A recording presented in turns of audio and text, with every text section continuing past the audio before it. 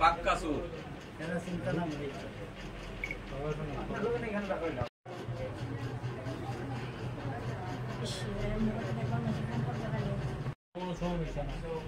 না এটি বাড়া না তো সিটি কোডে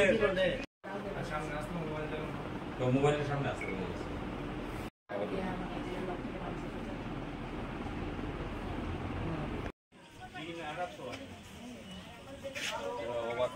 এদিকে দীপ্ত নোর লক করে সব পানছে ওই পেছনে ল্যাপটপ নিয়ে গেছে গাড়ি ল্যাপটপ নিয়ে গেছে যে লকটি খোলা আসলো এটা সব খোলা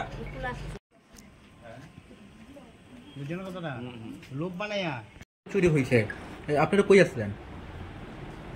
আমার হাজবেন্ড তো জামুরা স্কুলে চাকরি করে, উনি তো 11টার সময় চলে গেছেন। আমি আমার পৌরসভাতে 12টার সময় মিটিং ছিল, আমি 12:30টায় বাড়ি থেকে বেরিয়েছি। তো এই 12:30টার সময় যখন বাড়ি থেকে বেরিয়েছি তখন তো আমি গেটে তালা এবং ঘরে তালা দিয়ে গিয়েছি।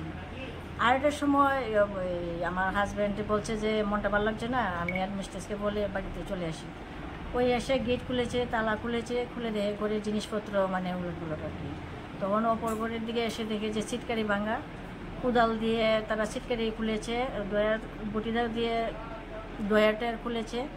অন্তত 35-40 হাজার টাকা নিয়েছে এবং কিছু সোনার জিনিস নিয়েছে। আর অপর আলমারি খুলে নিয়ে মানে যা পেয়েছে সামনে তাই নিয়ে মানে তারা চলে গেল আর কি। আপনি আপনাকে কি করেন? আমি এমনিতে মানে হাউস ওয়াইফ আর পৌর পরিষদের 8 নম্বর ওয়ার্ডের কাউন্সিলর প্রীতি মজুমদার। কি মনে হয় কারা করতে পারে এই ঘটনা? এই যে দুপুরবেলার ঘটনাটা, সেটা তো মনে হয় যেন যে এই যে নেশাকৃত যে ছেলেরা আছে মানে অল্প বয়সের যে একটা গ্রুপ আছে, তারাই মনে হয় লক্ষ্য করেছে। আমি যে 12:30টার সময় বেরিয়েছি, আর আমার ওই পাশের বাড়িতে আমার দাদা আছে, আমার বাসুর, উনি টিউশনি করেন। যখন এই ছাত্ররা পড়ে যায়, গার্জিয়ানরা ওদের ছেলেমেয়েদের নিয়ে যাচ্ছে, তখন উনি লক্ষ্য করেছেন যে আমাদের বাড়ির সামনে 3-4 জন ছেলে মানে একটু কেমন যেন ইতস্তত করছে। উনি তো একটা সন্দেহ করেননি যে দিনের বেলা হয়তো এমন একটা ঘটনা হবে। তারপরে যখন এই ঘটনা শুনেছেন, তারপর চিন্তা করলেন যে একটু যদি কাছে আসতাম তাহলে ওদেরকে একটু চিনতে পারতাম। একটা ঘনবসতি এলাকা, এই এলাকার মধ্যে এরকম একটা ঘটনা ঘটাইলো, তো এলাকার মানুষ কি বলছে?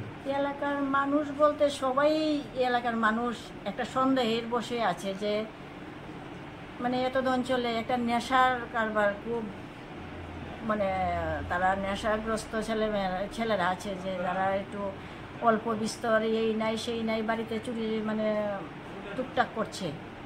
তার মধ্যেও তারা লক্ষ্য করছে যে বাইরে একটু নীরব, আর আমিও বেরিয়ে গেছি, ওই সুবাদে তারা মানে বাড়িতে আসলো আর কি। ঠিক আছে।